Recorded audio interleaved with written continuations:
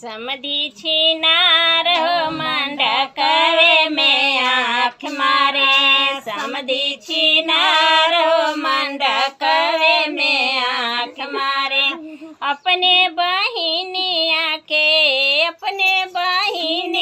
के कर बुरा हाल हो मंडकवे में आँख मारे।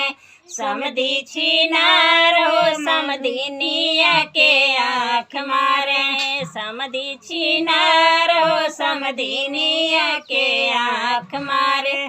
पल में नथिया पल में झुमका पल में हार गढ़ावेला। आपन सगर कमाई समधी इनका पे लुटावेला। आधी आधी रातिया के 12 बजे रातिया के करेला कमाल हो मंडकवे में आँख मारे।